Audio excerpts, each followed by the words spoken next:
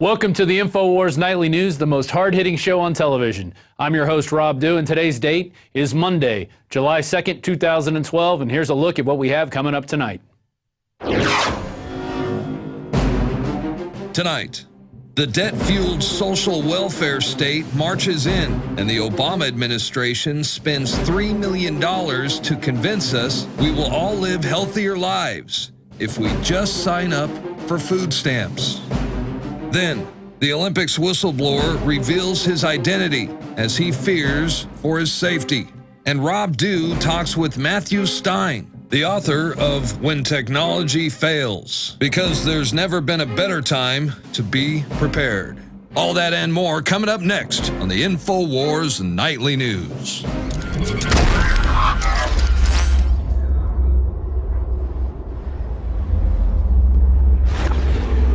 That's right. There's no way of knowing when technology will fail or when disasters are going to strike. So your best bet is to be prepared, because it's better to have it and not need it than to need it and not have it. Let's get to our top story. Olympics whistleblower fears for safety and he reveals his identity. I am now afraid that I might be in physical danger, says Lee Hazelton, the whistleblower who exposed how he infiltrated the G4S as an employee and uncovered how security preparations for the Olympics were so poor they were inviting a terrorist attack. If you remember last week we had him on, and one of the things he covered is that some of the workers were trying to sell drugs, to him, to other people. The supervisors didn't seem to care. They were talking about how they had an evacuation plan for London because of an extreme event that was going to happen, one that would change, I think they said change the face of London. So that interview is on the Alex Jones channel right now, and you can check that out. Or you can go back into the prisonplanet.tv archives if you're a member of prisonplanet.tv, which you should be if you're watching this right now. So check that out. Well, it's pretty interesting, and it's funny how when you get insiders in there and they come out and tell us the things that go behind closed doors. Now, I got some pictures I want to show you real quick. This is from a protest today. People were protesting Eric Holder. There's one there. Got justice? Hashtag fire Holder. We've got another one coming up.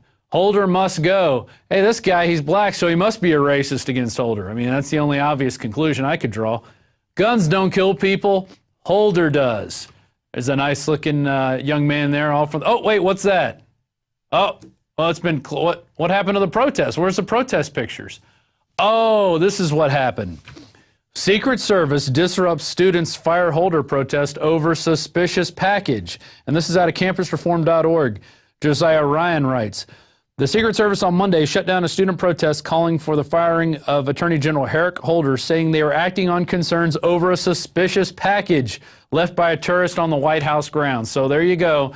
You leave a plastic bag, leave a paper sack, leave a backpack somewhere. Automatically, free speech is done. Get out, move over here, okay? That's what you have to do, especially when the Secret Service is concerned, because, when they're not too busy drinking and hooking up with hookers, they're looking out for paper bags. Paper bags are the problem out there, not 50 students who were well-informed asking for the president to fire Eric Holder for shipping guns to Mexico, trying to blame it on the Second Amendment. So kudos to campusreform.org for leading that protest and getting out there and going after the grunions that are trying to devastate our country. Moving on to Bloomberg. Wash trading by high-frequency firms said to face U.S. scrutiny. Here's a milquetoast headline, which I'm going to go over this article. This is out of Bloomberg. High-frequency trading firms are drawing scrutiny from U.S. regulators seeking evidence that they may have been distorting market prices by conducting transactions with themselves, said two people with knowledge of the matter. So-called wash trades, in which a party buys a contract from itself, could be executed, I like this, inadvertently by firms with multiple algorithms active in the same stock or derivative. Right, they were making money and they had no idea how they were making money. Such trades can alter the price of shares if they are executed above or below market rates. It would be illegal if deemed intentional. And we move on. The Securities and Exchange Commission and Commodities Future Trading Commission have sharpened their focus on high-frequency algorithmic trading since 2010, when about $862 billion was erased from stock values in 20 minutes. Oh my God. How do you do that in 20 minutes? But that was before the plunge protection team came in and help prop up the markets. Regulators have expressed concern that some firms' electronic exchanges don't have sufficient controls to prevent a range of events from improper trades to programming glitches. Okay, so there's your milquetoast title from Bloomberg. Wires trading by high-frequency firms said to face U.S. scrutiny. Then about a week later, it comes out on this website, The Truth Is Now. Computers on Wall Street are buying to themselves. There you go, buying and selling to themselves. So there's a headline that I want to read. This weak, watered-down Bloomberg headline doesn't make me want to read it, which is what Bloomberg wants. They don't want you to read stuff like this and then they want to put words in there like, oh, it's unintentional and they didn't know. Listen, they hire people right out of grad school. The smartest people in the world don't become scientists. They don't become educators. They don't become inventors. They go to Wall Street and learn how to steal from people. That's their job now, is to create little things that they write in their little code books that steal from people. So all the money that goes into these things, all the mom and pops that put their savings in, that gets erased. And I had an inside source. I talked to him today, and he gave me some information on how this works. He uses a little bit different terminology, but he said basically what happens is this. They create these programs, and then they kind of run on their own, and they'll change the data sets every once in a while when they're not making money. So they'll make millions and millions and millions and millions and millions of transactions really quickly. And what happens is other firms see this stock going up a little bit. Oh, it looks like there's a lot of activity. I want to get in on that. So they get in on that. And then the people that have been buying and selling to themselves, creating that false volatility or momentum, which may be just a few cents in the stock price, maybe fractions of pennies. They'll see that once they buy into that stock, they get the other people to bait it, and then they'll sell it out from them, and they'll make a little bit, like maybe 2 or 3 cents, but they do this over and over again. So they might be making 2 or 3 pennies a second, but that's magnified over 1 million times. And so as the day goes on, they're making lots of money, and nothing's really happening though. People aren't looking at the data of how this company is doing. They're just looking at the volatility or how much action is going on in there. He says this is more than half the trading that goes on, and it leads to more volatility. He talked about the $800 million back in 2010. He said all major Wall Street firms and hedge funds are doing this, and they're charging 60% of the profits made from this trading, which is way more than what they normally get. Usually they get about 30% or 20% plus a fee to run the fund. But these guys are going in, they're taking 60% of the profits because this is so profitable. And they're running wild. And then Bloomberg comes out with this milquetoast article. Oh, it's glitches and programming errors. Yeah, right. I believe that. And then if the market starts to drop too bad, they have these things called circuit breakers, which come in, and that came in 2008. They might suspend trading for half an hour. They may suspend it for an hour. And he calls them quants, quantitative analysis, and they're quants hedge funds. And those are the people that are responsible for this. So you can use those buzzwords and look up and do your own research on it. They did this with the housing bubble. They were packaging these housing loans into other little pieces, into other securities, and trading them over and over and over again to themselves now. But of course, they had no idea it was going to happen. Trying to go through this stuff real quick. But moving on, we're going to go now to pre-crime.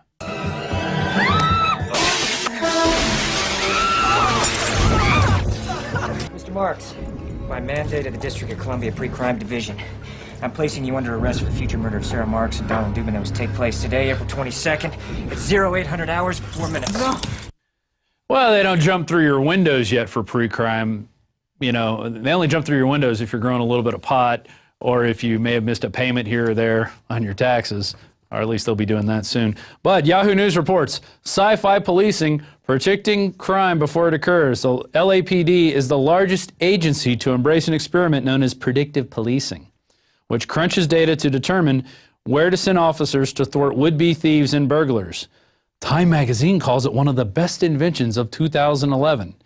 Early successes could serve as a model for other cash-strapped law enforcement agencies, but some legal observers are concerned that it may lead to unlawful stops and searches that violate the Fourth Amendment.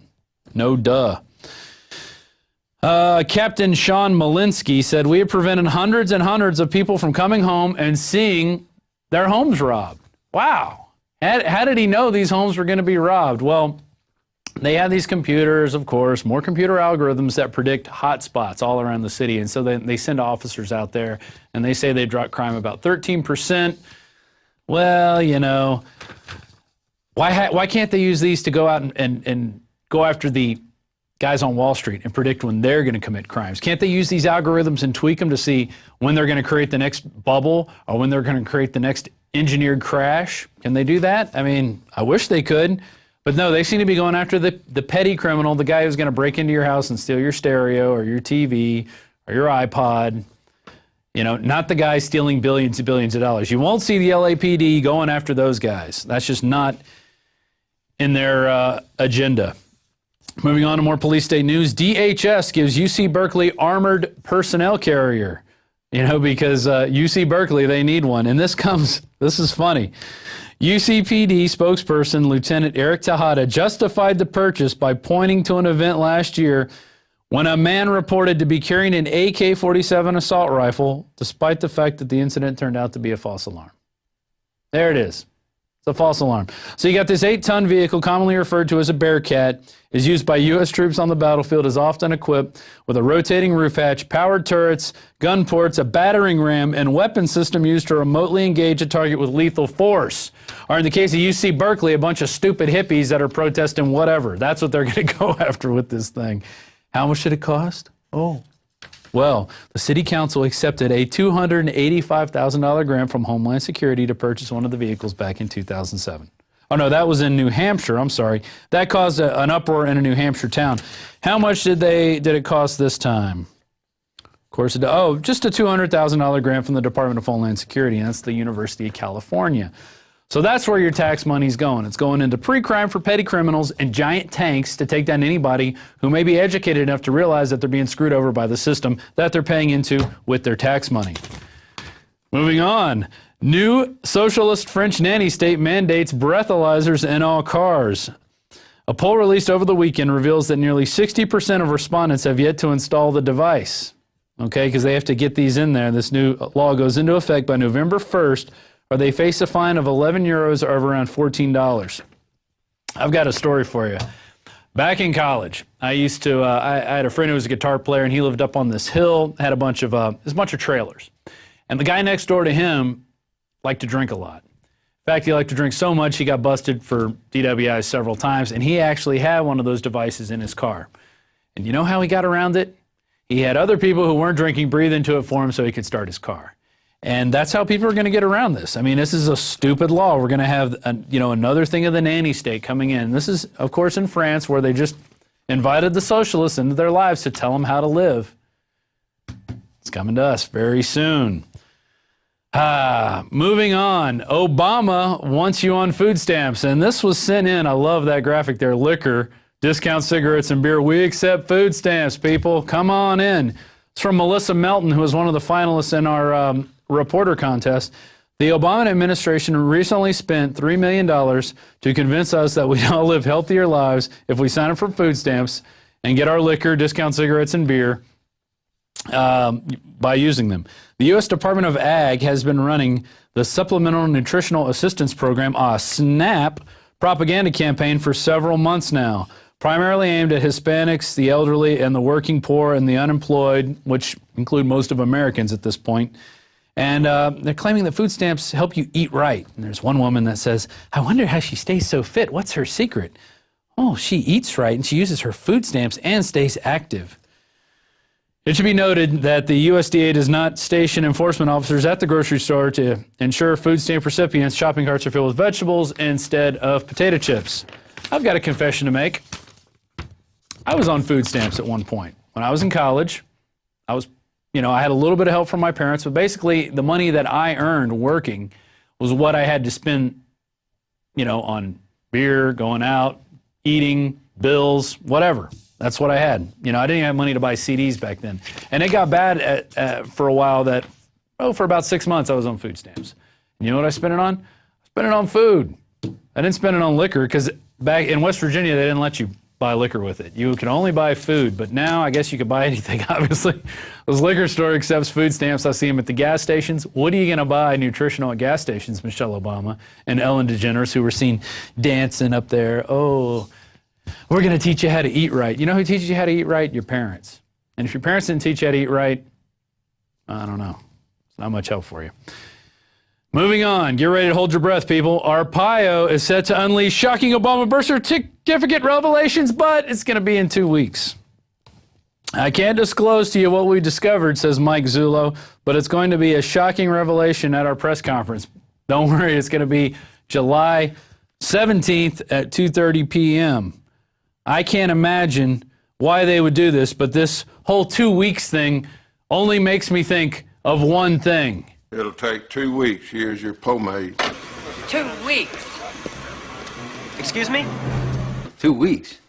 That don't do me no good. 2 weeks. 2 weeks. Well, ain't this place a geographical oddity? 2 weeks from everywhere. The rebels.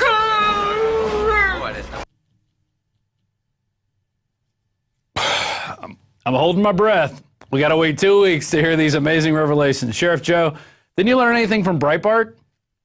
I mean, really. Mike Zullo, didn't you learn anything from Breitbart? I mean, you guys have stepped up your security, but 2 weeks? Come on. Put this information out now. Even if it's not in perfect font or form or if it's not in a PDF, we don't care. We want to hear it. We need to get it out there. Don't wait, please. I hope this is a ruse and you're going to come out with it tomorrow. Please tell me you're going to do it tomorrow, Sheriff Joe. Well, you know, we may have to wait till July 17th, but we will report on it, whatever he says, even though the mainstream media won't. WorldNet Daily is going to report on it. They're actually going to stream the press conference live. But don't expect the mainstream media to report on it because you got Obamacare now, and you're ready. You're ready for the next thrashing the government's going to give you. Now we're going to move on to a section of Planet Infowars. Actually, Daily Quote. Almost forgot. Brought to you by the President Clinton's Deputy Secretary of State, as quoted in Time, July 20th, 1992. This is Strobe Talbot. In the next century, nations as we know it will become obsolete. All states will recognize a single global authority. National sovereignty wasn't such a great idea after all. Look at that little nerd telling you that national sovereignty isn't a good idea and give up all your rights for global government. And he said that in 1992, and now we're 12 years into the new century, and we have to buy our health care from the insurance companies because you're too stupid to figure out how to take care of yourself unless an insurance company sells you that plan. You have to be on pharmaceuticals, you have to take your vaccines, you have to drink your fluoridated water, and that's the only way you're going to be safe in this government. All right, now we're going to go to a Planet Infowars piece, and this is done with Christy Hightower and Alex Jones. This was actually the first Ask Alex segment, and for some reason it got kind of lost in the cracks of all the media that we produce here, and we're going to go to it now, and then we're going to go to break. We're going to come back with Matthew Stein, a 30-minute interview. Get your pens and papers ready. Lots of tips that we throw at you fast and furious, especially, no pun intended, especially if you're out there in some of these areas that have been affected by the power outages, or if you live in a wildfire area. This could be some information that could save your property, save your life. So that's coming up.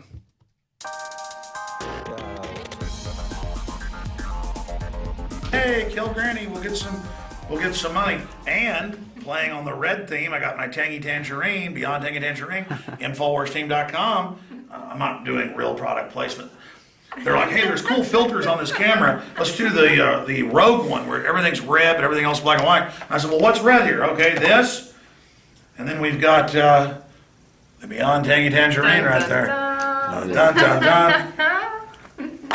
I'll come around the side table. Awesome. All right, here we go. Thanks. And again, we're setting up some little mini studios around the office as well. Now, come on in here, Lewis. Lewis is also one of the moderators. And so in the future, we're going to have this a little more high-tech for you. But it's important just to turn these videos out. What's up next here? All right, so this is from Catherine. She says, I'm a U.S. expat living in Canada and will be crossing the border into the U.S. this summer. Should I be worried about problems at the border if I've been constantly posting your videos, things about Ron Paul, Agenda 21, Build-A-Burgers, Endgame? I plan to show my Canadian citizenship instead of my U.S. passport. Good idea? Bad idea? Well, you're not really a real expat. I think in the technical sense, if you're just living somewhere else. You have to renounce your citizenship. So I don't think you've renounced your citizenship if you've still got your U.S. passport. Number one, you haven't done anything wrong. And if they give you trouble for your political views, that means they're secret police. Generally, that type of stuff's not in the database yet, though they would like it to be. And they treat everybody like crap coming in. The TSA treats you bad. This is about training you that you're a slave. But the fact that you are scared of them retaliating against you shows that their demonization program, their chilling effect program to make you scared is working. So I think the answer is don't be scared of them. Be scared of not continuing to take action. But no, I don't think you're going to have a problem. Nice. Okay. Well, the next question we have is from JD Infowarrior, and he says, will the banks be allowed to fail and hit rock bottom, or will the U.S. government in its crusade to save these I can't even say that, abominations take the only savings worth left in the American people's hand? Well, that is the plan. I mean, Bernanke's now talking about QE3 that we thought would come earlier this year. But he's like, oh, I really don't want to do QE3, which will further devalue the currency, but I'll do it if you really want me to.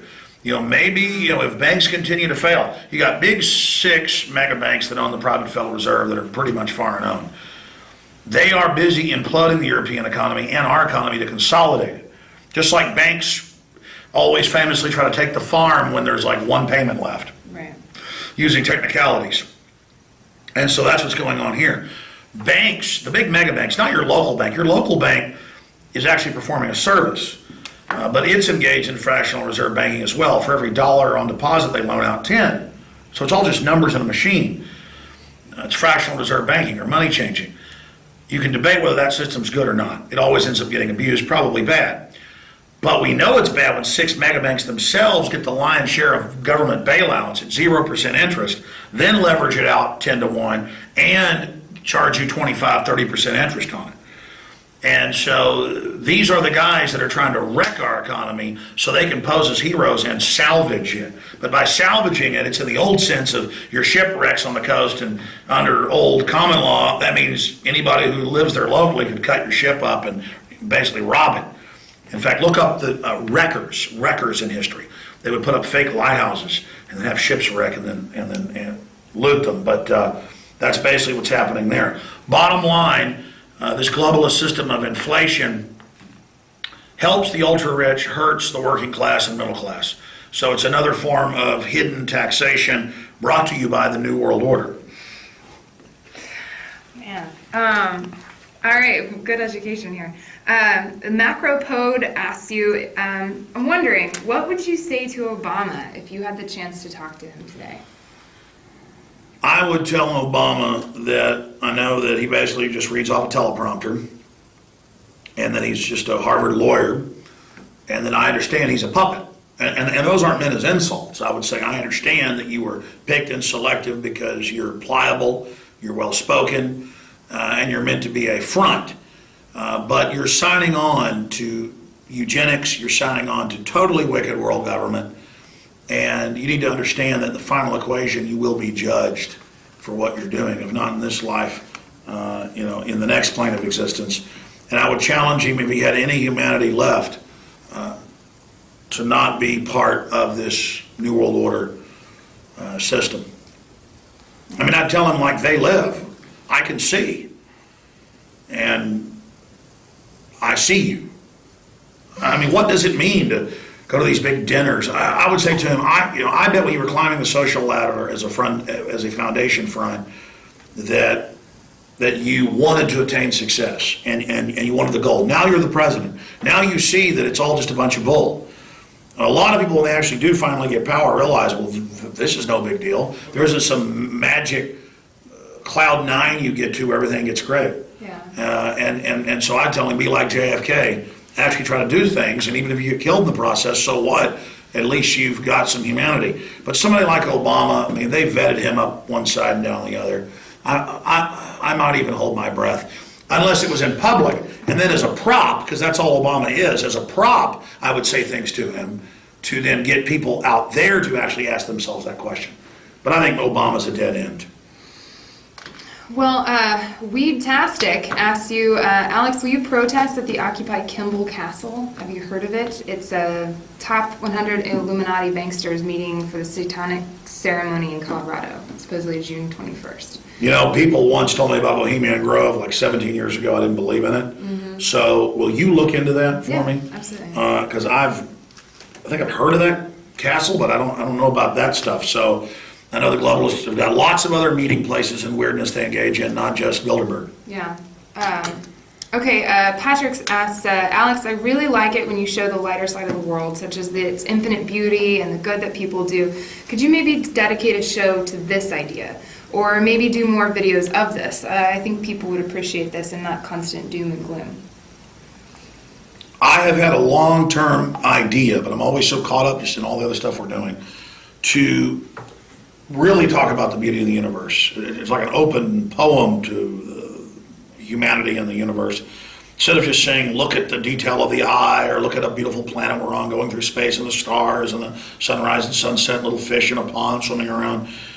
I mean, that's an ode to the beauty of the planet and all that's good, but to really, just for months, mark down all the good things that are out there. Maybe we should create a group that is the beauty of the universe, where people could talk about what they think's best in the world, that, of course, the globalists wage war against eternally. I mean, it's like they're the devil. I hadn't seen it since I was a teenager, and I bought it so I could watch it on the treadmill, the DVD of that movie that Ridley Scott put out with Tom Cruise, Legend.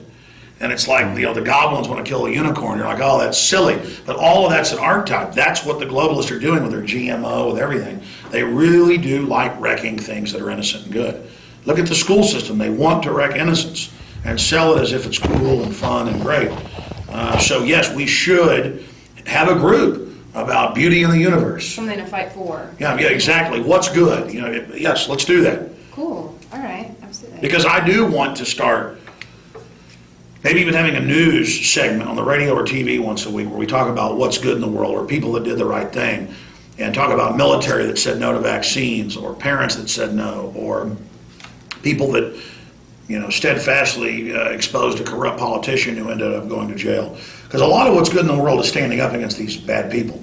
Yeah. Feeling like you're not alone when you stand up. Okay, Javier says, hi Alex, I wonder if you have heard of Dr. Scott McQuaid, if he's credible. He's the founder of the Inner Circle. No, haven't heard of that. Okay, I'll look into that for you then. User Rev says, Obama is passing another executive order soon. Did you look into them at all? They're dated May 21st in 2012. He wants to transfer some quadrants of the ocean now under U.S. control directly to the United Nations. Signed, sealed, delivered. Yes, I saw that and a couple days ago, and it got lost in the mix, and I should absolutely cover that tonight on the Nightly News. There you go. All right, Rev, you're going to be you're bringing it to the news. I've got to get on that. In fact, I've got to go shoot the news right now. Right after this, will you guys go type in new executive order, yes. Obama new executive order, law of the sea. I know that the UN and Bilderberg are particularly mad they can't get everything signed over to the UN as a way to tax the nation states. And they've had Trent Lott out pushing, and everybody, they want law of the sea, because that's a big taxing mechanism. They want carbon taxes, not for the environment, but to be absolutely able to dominate the globe. That's a global government. If 75% of the world is salt, about a percentage and a half is fresh, that's 76.5%, not even counting underground aquifers. They're saying the UN's going to run all our major rivers. Anything that touches an ocean or a gulf, a sea, it's a huge global power grab. Congress is announcing they want to sign over the internet to the UN. And again, the UN is just run by big mega banks. Only the Security Council has power on it. All those nations voting and all that does nothing. Even if you wanted other nations to be able to vote on what you were doing, the big banks can go lobby them to get them to vote the way they want, because they're all so poor, and the globalists have kept them that way. But here, it's the G8 inside the National Security Council, inside the UN Security Council, that totally controls it. So it was created by the Rockefellers in '45 to transfer our sovereignty into piecemeal by treaty. Big deal. Yeah. Big deal. And I saw that he was talking about an executive order 2 days ago to do it. But if that's the case, territorial waters, I knew they were trying to hand stuff over to Russia off Alaska. My God, is there no end to this? He's the president. He's passed the most executive orders of any president. And he promised not to. He promised not to hire lobbyists. Hired the most. Promised to be the most transparent, the most untransparent. Right. Promised to not take banker money. Took the most. It's just propagated ideas. Well, when you saw all of Hollywood and TV get behind him and say he might be Jesus and the one and all this, I mean, come on, folks. These are the people that sell you all this crud. When the whole system gets behind somebody, look out. Yeah. Constitutional World Order user writes, at what point do we decide that a new system needs to be installed? Will we continue to protest a system that doesn't adhere to our cries? Or do we resort to violence against the system? Or do we build a new idea that no army can stand against, an army of ideas standing together? We have to agree on what those ideas are first. Yeah. But I mean, just the term being used here, Constitutional World Order. That's the username. I mean, I like that idea, but Cool. even before I heard what they had to say, just the idea of Constitutional World Order, people like Lord Monckton, I'll show you a shot of this right here. People like Lord Monckton, they say we've got to have a world system against the, UN dictatorial world government, and that it would be alliances of nations who agree with each other's ideas, forming a global federation. The problem with that is that different subgroups will get together, you'll have intrigue, and you'll end up unifying this just like this is unified. That's the big danger in anything like this. And inside a planetary system, if there are still sovereign nations, if you get a Hitler and he takes over this country and takes over this country and gets to this country, then in an emergency, and that's what the globalists did, they got us a League of Nations and then a UN out of world wars. They started. These documents have been declassified and released. We've been covering this. They actually, the whole time, England, the US, and others, were funding Hitler in World War I, before that, getting the war started, so that this big guy would rise. He didn't work for him. They just helped get him in place and profiled him and encouraged him. That there was going to be a treaty with England that had been signed, that the deputy Führer tried to deliver and then got arrested, and that, there were deals with the U.S. and all this stuff. Hitler had almost done a coup here, working with the Bushes, Prescott Bush, but I mean, that gets more into complex history. So to get nations into this world government, they created a false dichotomy between a bloc over here that would attack this block, then this block dominates them, then Bilderberg is created, and you merge these two blocks. You understand how that works? And that's how the Hegelian dialectic and the synthesis worked, is through this program. And so that's why today, and they talk about this in the latest Bilderberg documents we got from '66, they need other threats to keep the world, so they have Al-Qaeda, CIA, you have the West over here. Oh my gosh, Al-Qaeda. Oh, Russia. Russia's going to get us right here. Oh, China. Meanwhile, the globalists are funding all these groups too. And again, the real thing is they're unifying the planet with a global corporate government against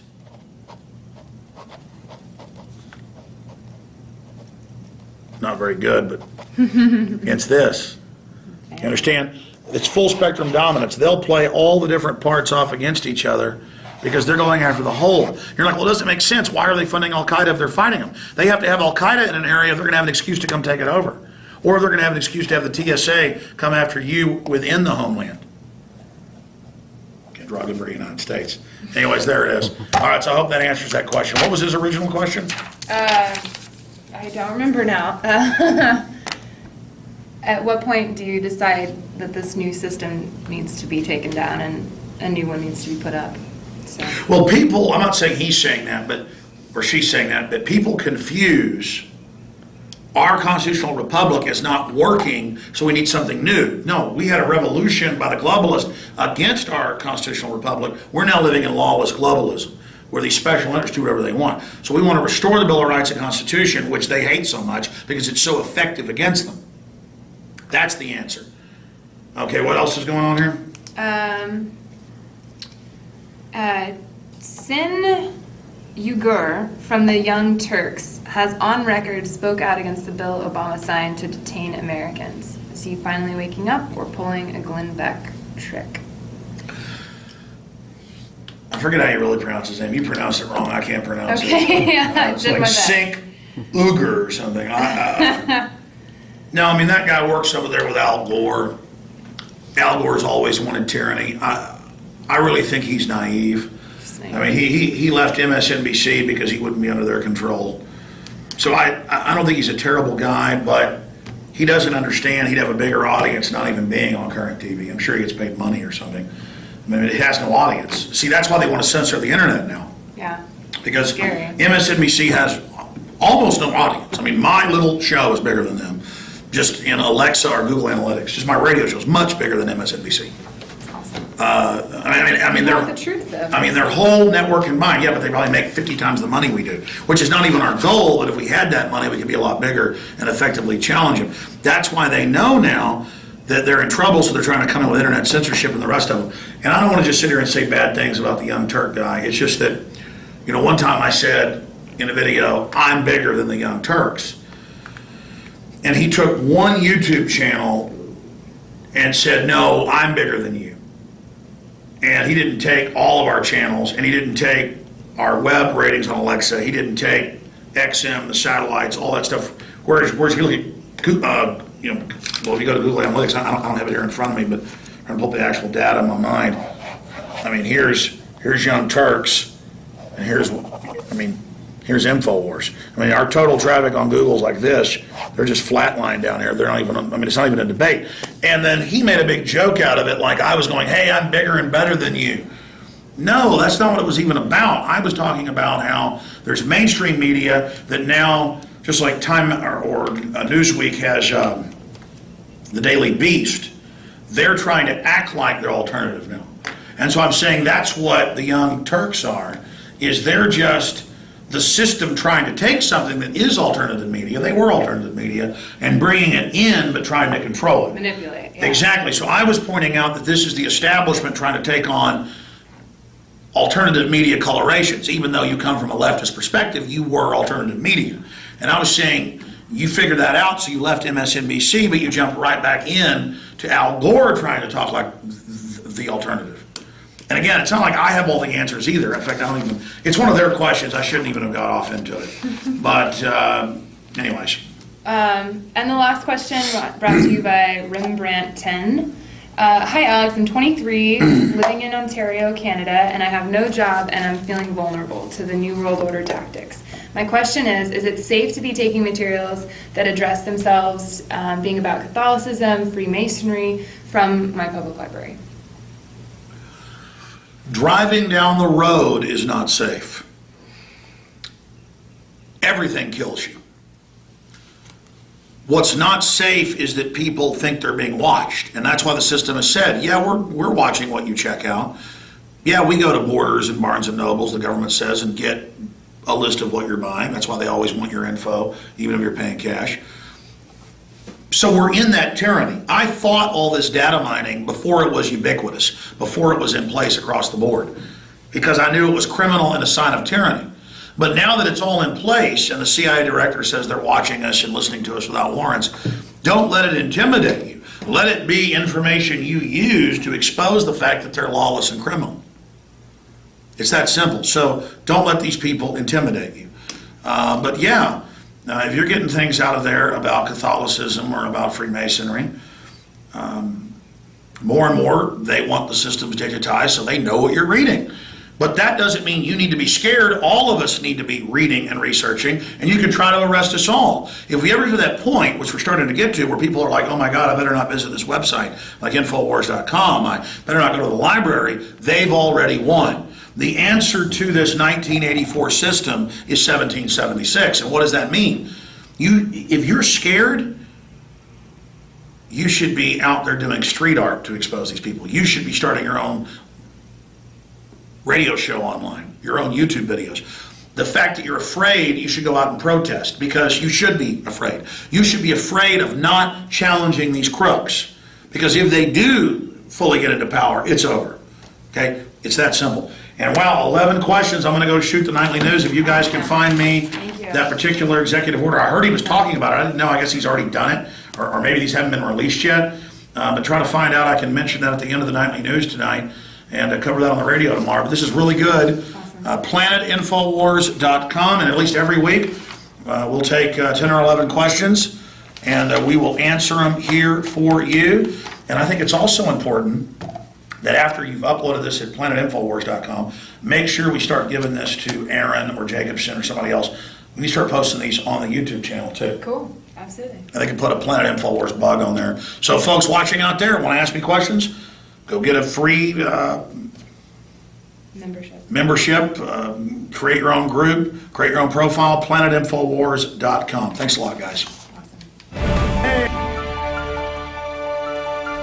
Sick of the globalists, eugenicists, control freaks adding poison to your water and laughing as you get sick and die? Start purifying your water with ProPure. My friends, I've done a lot of research, and the best gravity filter out there, bar none, is ProPure, and it's available discounted at Infowars.com. Its filters are silver impregnated to prevent bacterial growth. There's no priming required. It's NSF 42 certified. Optional fluoride filters can reduce fluoride up to 95%. Easy to set up and use. Doesn't require electricity. Purify water from lakes, streams, ponds, and wells. This filter system leaves in beneficial minerals, which is key. Save money by not buying bottled water and avoid BPA that leaches from the plastic. ProPure is the best gravity-fed filter out there. It's what my family uses. Infowars.com already has the lowest price on ProPure. But if you add the promo code WATER at checkout, you get an additional 10% off at Infowars.com. You can also call to order 888-253-3139.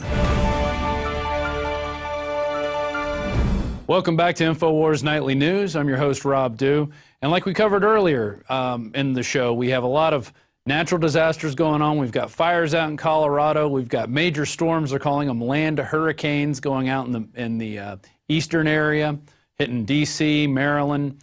And then we have Fukushima that's looming out there over in the Pacific that's just slowly sending radiation our way. Well, what do we do? Well, today I called Matt Stein and said, Matt, what's going on? What can people do? What kind of tips can we give people out there? Things they could do now to help themselves when these things happen. And so he's agreed to come on. Matthew Stein has a BS from MIT and is a best-selling author of When Disaster Strikes, which we carry at Infowars.com, a comprehensive guide for emergency planning and crisis survival. We also carry When Technology Fails, his other book, which is a little bit bigger than When Disaster Strikes. I'm sure it's chock full with all kinds of stuff. When writing, and there's When Technology Fails, and that is a manual for self-reliance, sustainability, and surviving the long emergency, stuff we've been talking about here for a long time. When writing When Disaster Strikes, Stein spent months researching EMP, solar storms, nuclear issues, and including many hours of interviews with top scientists and experts who have urged Stein to take these startling conclusions to the public's attention. It can happen at any time, and as the people of D.C. know, it's happening to them right now. So we turn now to Matthew Stein. Sir, how's it going today? Oh, it's actually going quite nice in my part of the country right now. Excellent. So, what part of the country are you in? Your Pacific time. I live near Lake Tahoe on the border of California, Nevada, and the High Sierra Mountains. So it's beautiful. Summers in Tahoe are about as good as it gets unless the fires start blowing through, and then it gets really nasty. And so far, we're avoiding them this year. Knock on wood.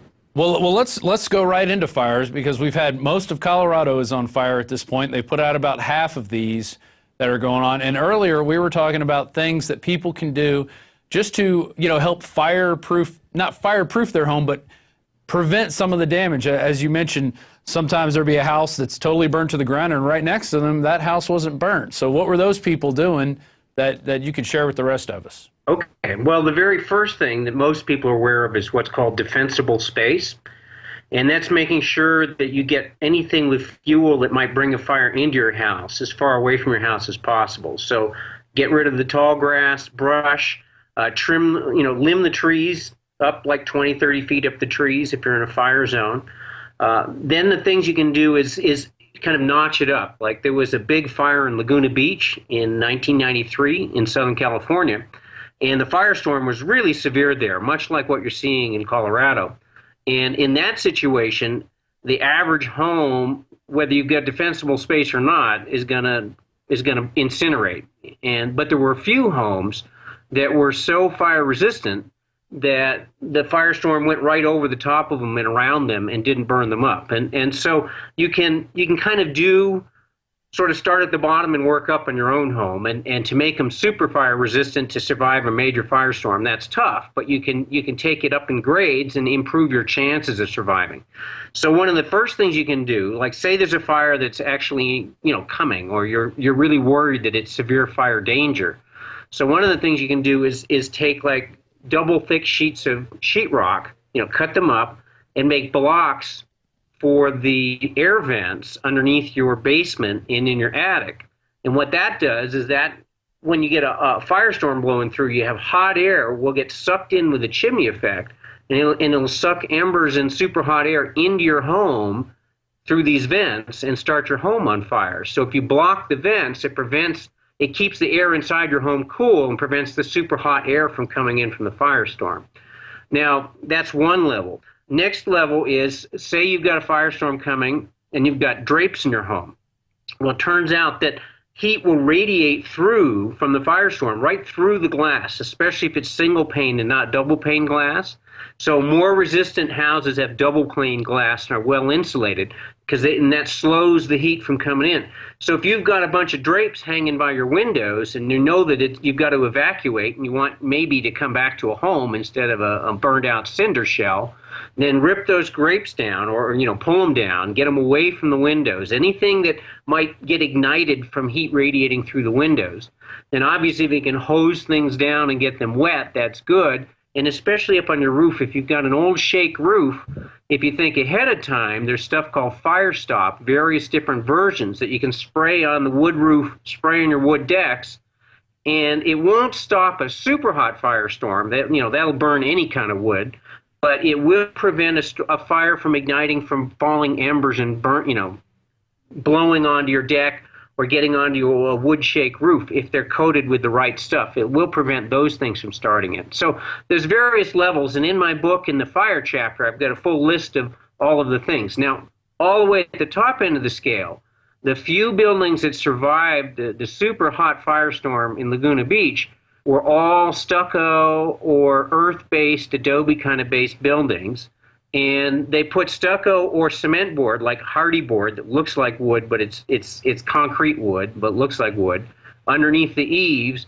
And they put a layer of stucco or cement board underneath the decks, and you can put a fiberglass called, polymer coat that I give the specific name for in the book, don't remember off the top of my head, that's very fire resistant on top of the decks.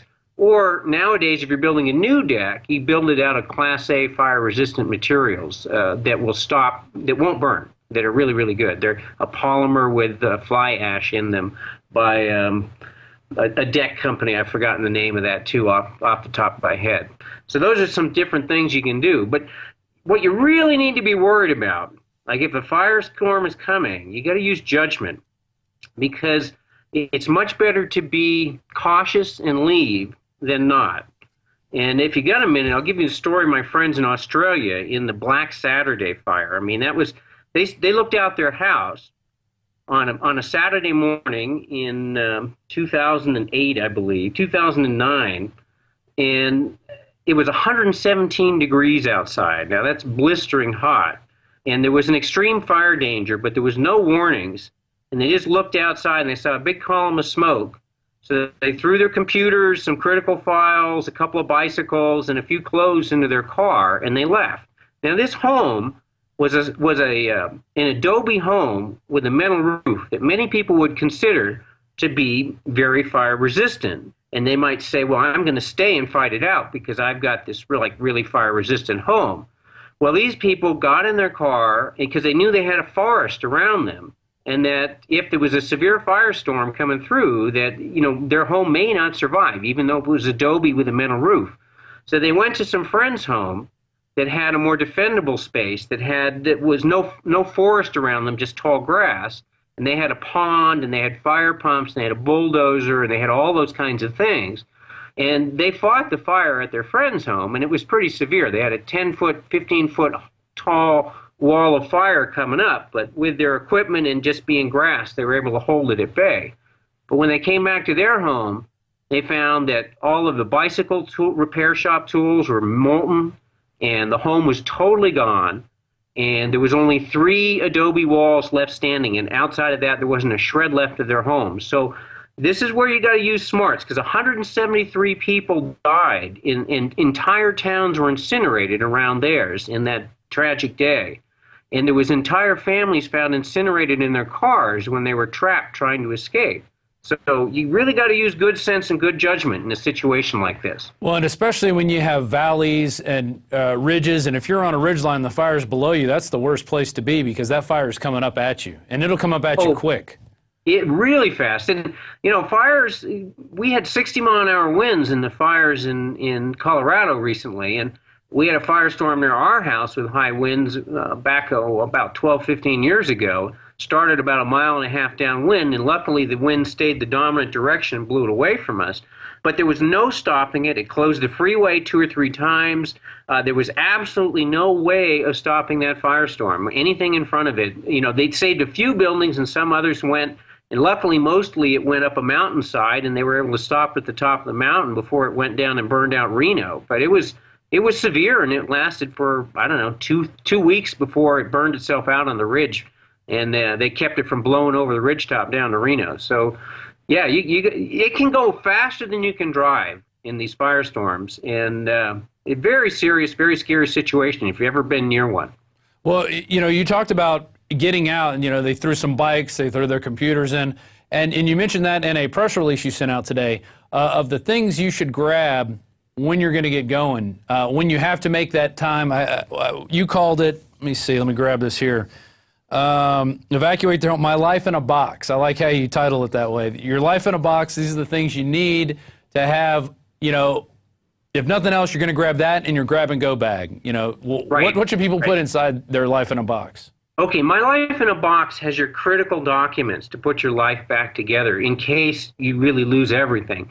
So you've got copies, maybe alien cards, birth certificates. You have the stock certificates, you have all of your insurance documents. Think of all of those important things where you'd say, man, I am really in trouble if I lost all of those. And in fact, it's a good idea to make copies of those and send them to someone in like a far off place of the country.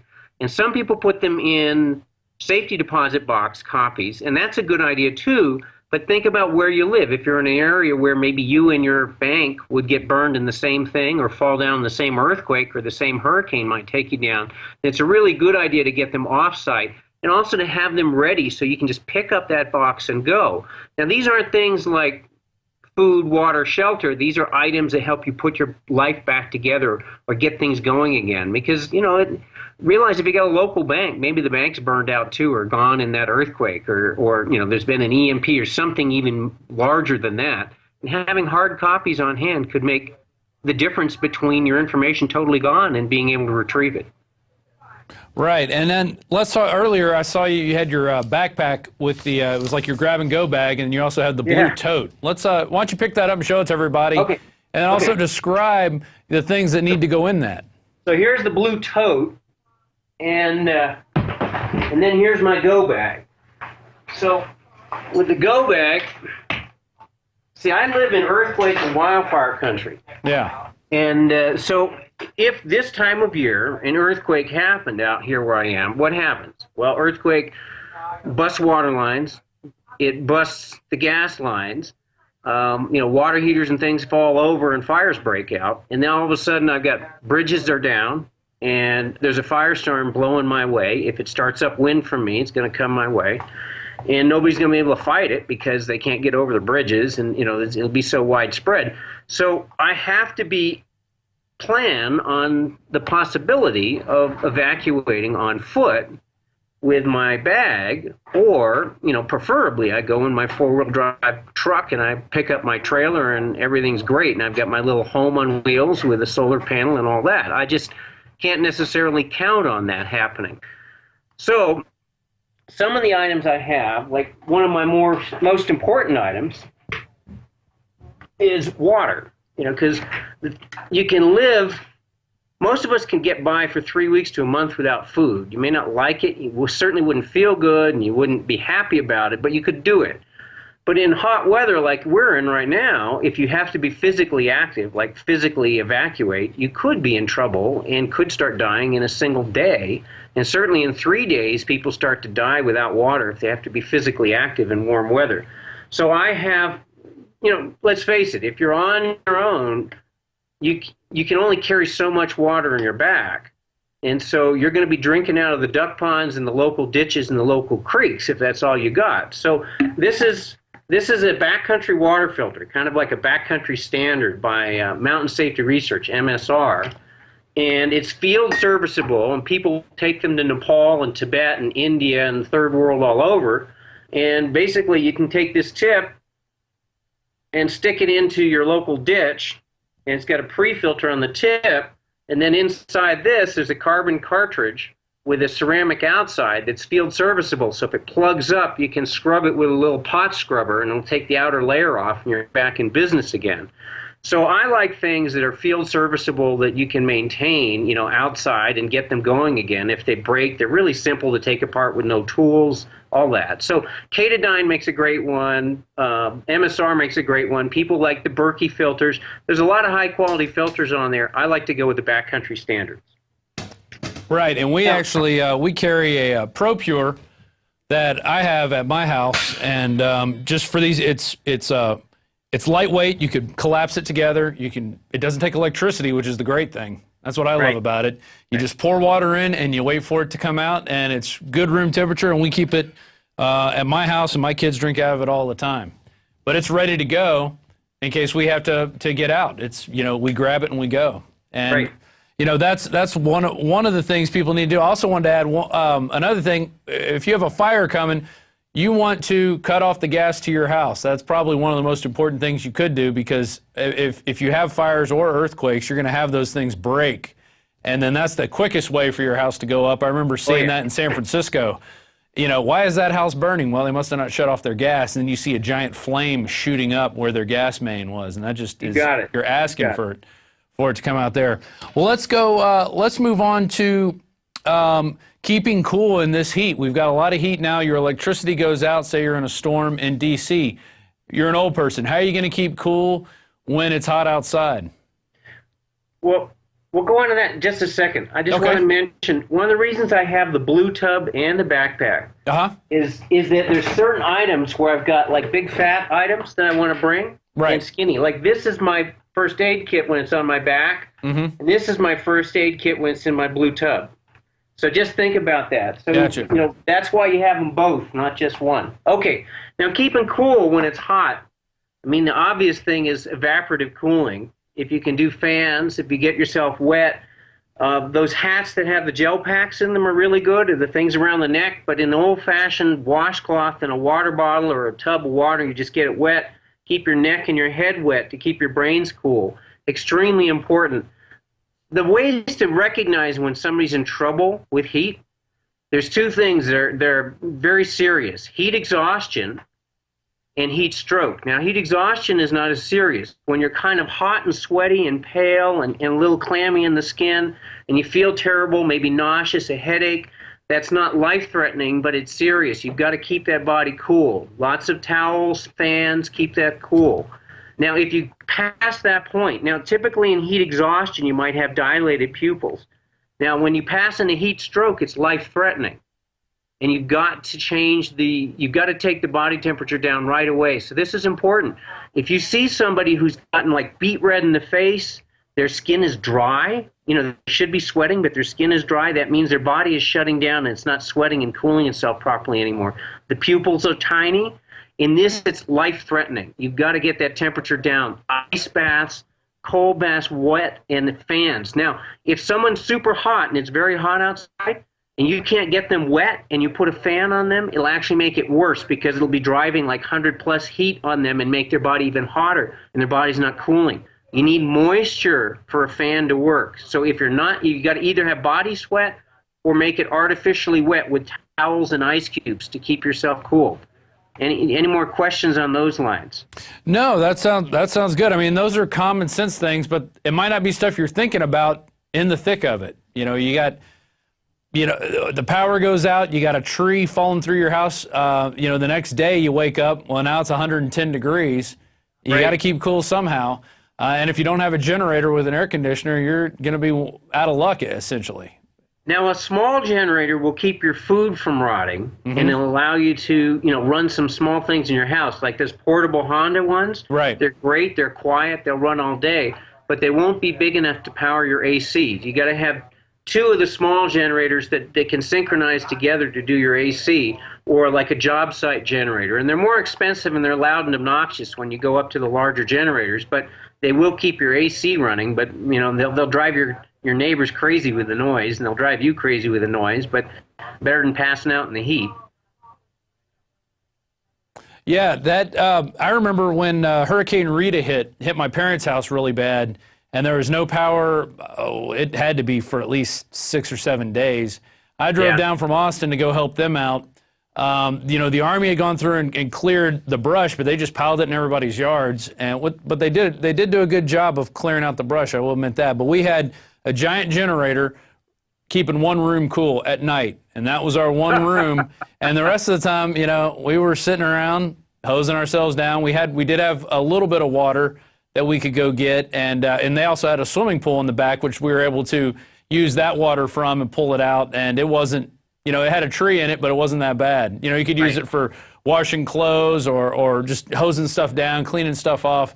We didn't drink it because we had plenty of bottled water. It wasn't as bad, but I really feel bad for these people in D.C. who are probably not used to living in the lap of luxury without electricity, so it's not good. Without AC. Yeah. Now, other thing you can do to keep some of your food from spoiling, if you have no generator and you have no power, you have no generator to keep your refrigerator going, you can the old style refrigerators in the summer would take burlap bags, and they'd punch like a little tiny hole in a bottle upside down. It's chicken feeder principle, so it would kind of dribble onto the bag and let water into it slowly to keep it moist, and that will keep your stuff 10, 20, 30 degrees cooler, depending on how dry the air is and how hot it is outside than the ambient. So it won't keep it cold like a refrigerator, but it'll help it to spoil less quickly. Does that make sense? And it's better than nothing, but it certainly, your food will still rot without a refrigerator after a little while, and that's where having stored food that doesn't require refrigeration is so important to have that on hand. Yeah, and at Infowars we actually have a 72-hour grab-and-go bag, which does have the things you need to cook it. To obviously you're going to need to add water, but in a bag that you could grab. You never know when that emergency is going to strike, and that's the thing. It's better to be prepared and not need it than need it and not have it. Sure, it's like car insurance. Nobody goes down the road saying, I want to get in a head-on collision today because I got insurance. It's like, no, you hope you never need to use the insurance, and nobody's upset when they don't get to use that insurance. And it's the same way with your prep stuff is, don't be upset. Be happy if you don't ever have to use it. But I think in our modern world, chances are pretty much everybody who preps is going to have to use it one of these days, and everybody who doesn't prep is going to be really sorry one of these days. That's true. One thing I'd like to add to your car insurance analogy, you can't eat your car insurance. No, that's true. If you lose your job, you can't eat your car insurance, but you can eat your emergency prep food. That is totally correct. There you go. So going back to, have you been keeping up to date with what's going on in Fukushima? I have been watching it. I haven't watched it much recently, but I do know that there's roughly 50 Chernobyls worth of fuel in the spent fuel ponds. Mm-hmm. And it's about a 3-year engineering project to develop the robots to begin to dismantle the spent fuel ponds, because they don't have robots that can handle that level of radiation to go in there right now. And they're talking 10 years between the development project followed by dismantling the ponds to dismantle those ponds. So you're looking at 5 to 10 Chernobyls worth of stuff hanging out on these blown out buildings that chances that they're going to be around by the time they've managed to dismantle them are slim. So my guess is that you're going to see a really extreme crisis one of these days when at least one of the spent fuel ponds fails, whether it fails due to corrosion and blowing out from the radiation, or whether it fails due to the next decent-sized earthquake that happens in the vicinity. I don't know, but I would doubt that they're going to last the full 10 years before they've developed the project has gone to completion to dismantle them and safely take that debris somewhere else. So it's pretty serious, and slowly we're putting in radiation, significant amounts into the environment now. But when those fuel ponds fail, you're going to see an escalated crisis. And some people say, well, that's the time to move to the southern hemisphere. But I honestly think that they'll have no choice but to do like what they did with the Chernobyl 200, where they sacrifice a bunch of lives and people give their lives for Japan, and they encase them in concrete and dirt and steel. But, you'll never know until it happens how that plays out. Well, and they obviously weren't prepared for that situation. They were storing the spent fuel rods on top of the reactor, which was, I can't even imagine why they were doing that. We do that too. We do that too, exactly. Yeah. And we do that too because we never came up with a plan to dispose of it properly. And we let these fake funded leftists, say, we don't want the fuel rods over here, we don't want them in this mountain. Well, they got to go somewhere, period. Or you stop doing nuclear power, and I don't ever see them clamoring about that. I always see them talking about coal power, never about nuclear power.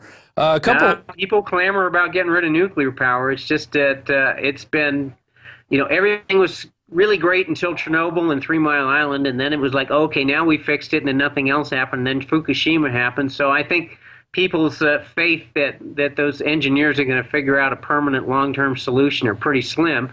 And in Finland, they have it's like From Here to Eternity or something is the name of the movie, but they have an amazing clip of a 3-generation long building project. In other words, the guy working on it today, his parents' generation started the project, and his kids' generation will finish the project, and it's to provide a permanent repository that will last 100,000 years, because that's how long this stuff is deadly for. Yeah. And so, imagine building a structure to last 100,000 years. The pyramids, the Great Pyramid is like, what, 4,000 years old, 4,500 years old? And this is a 100,000-year project to store this stuff. So I think that anyone who says it's a long-term solution is like got their head up where. And there are other solutions. There's real cold fusion coming online. Mm-hmm. There's real demonstrations. There's a variety of alternatives as well as renewables. So if we would just put the kind of money into developing those that we put into developing the current fossil fuels and nuclear, then we could get off of this crazy path and stop killing the planet and stop poisoning the world for generations to come. Only a leftist, whatever. And another word on that, I think when they came out with nuclear power, they were looking at 2 different types. There was a Thorazine-based, I believe that's the type, and then there's the type we use, which creates lots of DU that they get to put into the weapons. So I think military brass prevailed on that, and we got our endless supply of DU to pollute the rest of the world, in addition to create a nuclear power solution that isn't viable and is disgusting and leaves us with a lot of crap that we don't know what to do with. Essentially, we don't know what to do with it. Yeah, there is thorium, and apparently... Thorium, that's what it was. Yeah, the first reactor at Indian Point, north of New York City, was started out as thorium. Mm-hmm. And it had its own sets of problems. Now, it didn't have the problem of, it is a more plentiful source of fuel by a long shot, and not nearly as deadly, and it doesn't produce any weapons-grade material. So the no weapons-grade material is one reason why it was axed. But apparently it's got a significant set of problems also, and it's not all perfect like the thorium advocates tell you. Right. But the cold fusion stuff, or maybe it's transmutation, maybe it's cold fusion, something is going on there.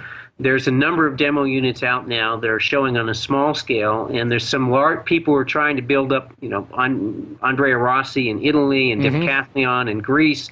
So there's a lot of projects, and I think it's just a matter of a few years before somebody's got a very scalable technology that kind of takes off and takes over the world energy thing. So it's like but if you're one of those guys, and I know 2 of them, they're having a hell of a time getting funding for it. Yeah.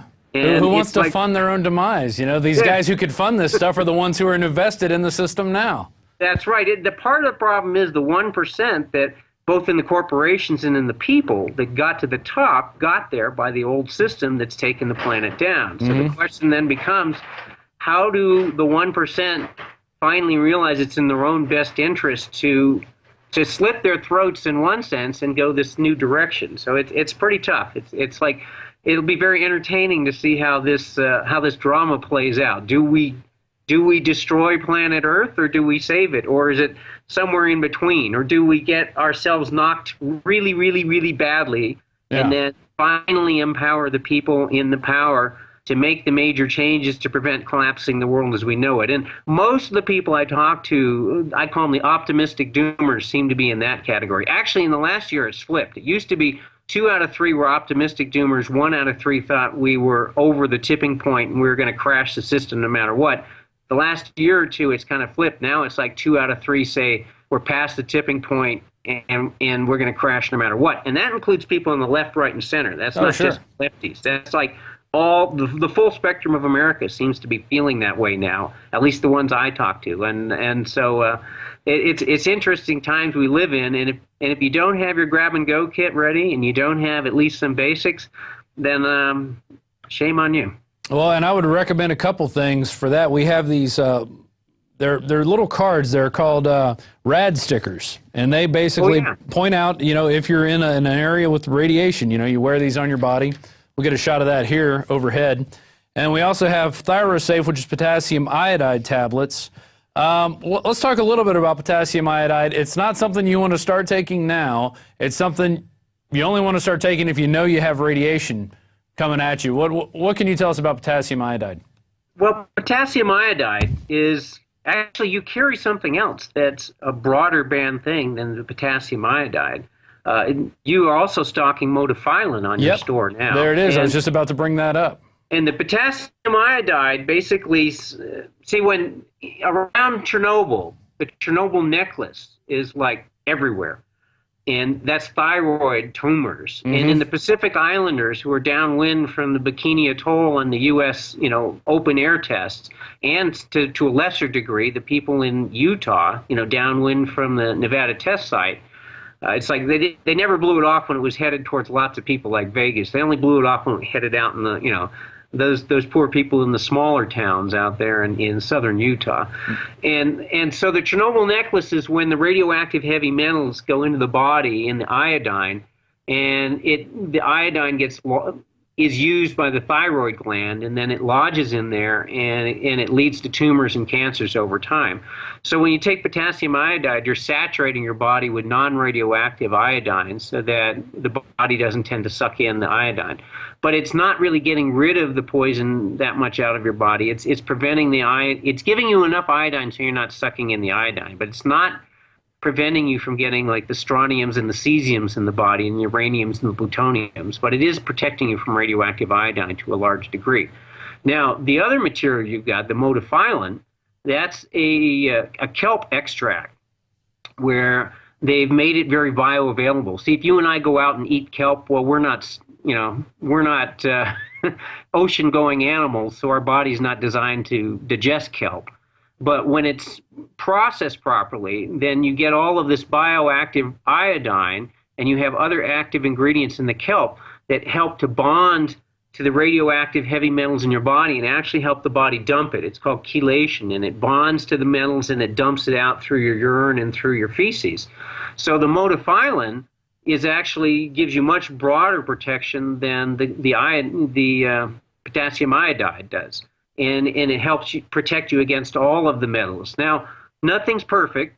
Obviously perfect is like not ingesting any radioactive material yourself, either breathing it in or coming in through your food or water. That's perfect. But, we don't live in a perfect world.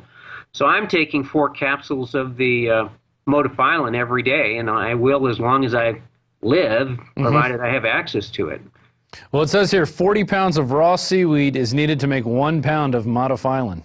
So, it really is. They really are, processing that to get it as concentrated as possible. And there's some guys here that are taking it, and they actually told me before I came on the air, they said, our hair and fingernails are growing a lot faster than they did before. That's one thing they noticed. Well, maybe I should take more of the stuff. You know, what do you think? Well, they had hair to begin with, though. So. Yeah, it's got a lot of bioactive compounds in there, trace minerals and elements from the kelp and seaweed. So it's good for you, whether it's doing, you know, in spite of the other things, it's just good as a supplement to take. And there are people who claim it helps them to dump weight and all of that. I haven't really noticed that effect myself, but I do feel good on it and don't notice any unpleasant side effects from taking it. Right. Well, hey, let me ask you this, Matt. We have when disaster strikes and when technology fails. If you can only afford one, what in your opinion is the best one to get? You know, if you're worried about, this is sort of, I got to answer with a caveat. If you're worried about the world totally falling apart, then unquestionably get the bigger book, When Technology Fails.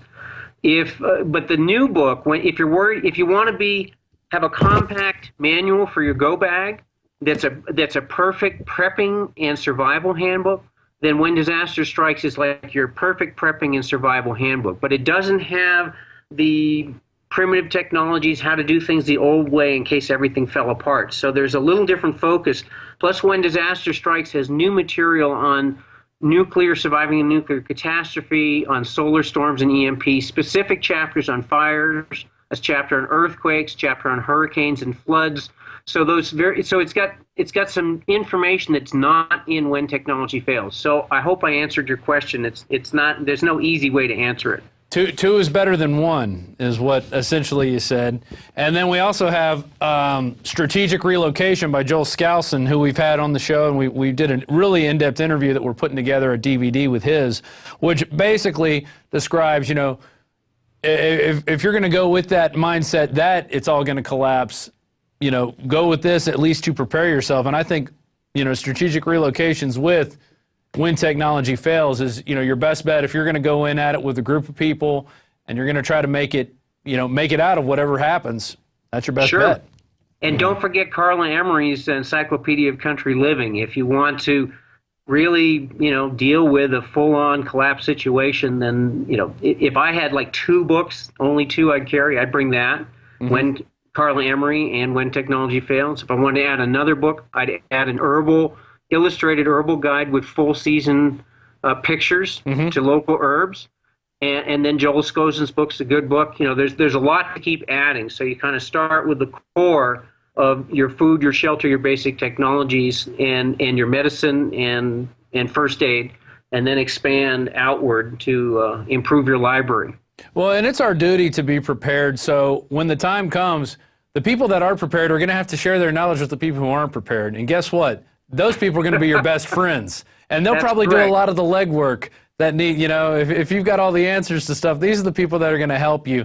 So, and that's how you build community too, with leaders and with people working together to make stuff, you know, happen. So we can get through whatever's going to happen. I don't know what's going to happen.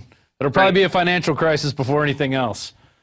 Probably, but you know, if we have a major solar storm, the end of the year, we got a solar maximum coming up. If we had a big solar storm like 1921 or 1859, those are an average of 75 years apart, and it's been 90 years since the last one. So do the math. You know, we're due for one. If we have one like that, it could flip in an instant to where just things fell apart quite quickly all over. And so you don't know. Logically, rationally, yeah, financial crash, a bigger Great Depression is a very logical outcome. I'd say that's most probable, but very significant likelihood for a solar storm and a significant but lesser likelihood for an EMP causing an attack, electromagnetic pulse attack. And that would probably be more likely in the center of the United States or over the northeastern United States. But, you know, it's kind of a crap shot, rolling the dice. Nobody knows until it happens. Well, there you go. We're going to leave it at that. This was a great interview, Matthew Stein. And go ahead and plug your website. Yeah, the website, whentechfails.com. There's some WHENTECHFAILS. There's some tremendous, totally free information. Just click on articles. You know, full grab-and-go kit lists, how to purify water, protect yourself from the next superbug. Really great, totally free information. So check it out. That's great. And we posted your press release today with some links to stuff that we carry in addition to the stuff that you carry, because that's what it's all about. You got to get prepared. And don't take it lightly, because you never know. You never know when a land hurricane's going to come through your town. You don't know. That's right. Until it happens. And then, we had people calling into the show today. I didn't realize how unprepared I was until the power went out for 5 days. Now I realize how unprepared I am. So don't be those people. And with that, Matt, thanks for coming on the show, and we'll talk to you later.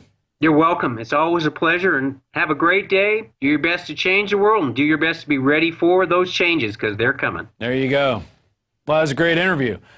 Thank you, Matt. And right here, we got our Pro Pure. This is one of the fewest of the brushed metal version. I would advise you, if nothing else, get your water filter, because you can only go 3 days without water. You can last a little bit without food.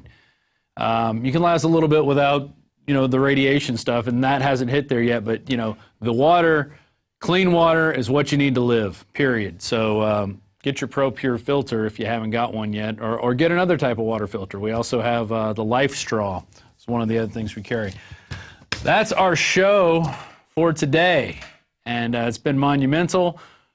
We've played Alex's Ask Alex, the first one. We're going to have another one coming up tomorrow, and then another one coming up Wednesday. We finally gotten these edited. We thank you for sending in your questions via Planet Infowars. And if you're not a member of Planet Infowars, I suggest you get over there and start joining up with people. I've had people contacting me. They want to get in contact with different people. And I say, you know what? Go through Planet Infowars. That's how you're going to do it. That's how you're going to meet the people in your area that are doing the things that you're doing, that are getting prepared, that are talking about this stuff, that care about this stuff, So do that. Once again, I'm going to throw the books up again. We got Strategic Relocations with Joel Skousen. We got a great video we're working on that. When Disaster Strikes. This is the handbook for the short-term stuff, as Matt said, and then he said with the caveat, if you think it's all going to fall apart, get When Technology Fails. This teaches you how to live off the grid. Monophylan, he takes 4 capsules a day. A couple of the guys in the office take any. I haven't started yet, but I think I'm going to. It sounds, anything to get the heavy metals and stuff that we put into our bodies through the processed foods, through the crappy fluoridated water, all the stuff out there. By the way, you can get fluoride filters for your Pro Pure filter, along with the silver impregnated charcoal filters. There's the charcoal filters, and if you scroll up there, you got the fluoride filters. So we all know what fluoride does. We've hit that nail on the head several times, and if you're under a rock, it's not good for you. It's going to cause your bones to get brittle. It's going to cause you to be stupid, and it's going to calcify right up there in your pineal gland, which is what some people think of as our third eye. That's our show for today. I'm Rob Dew, and we'll see you tomorrow. Alex will be here tomorrow, and he'll be on with Wayne Madsen. So stay tuned for that, and keep watching, and wake someone else up and wake yourself up, and that's about all I have to say. Good night.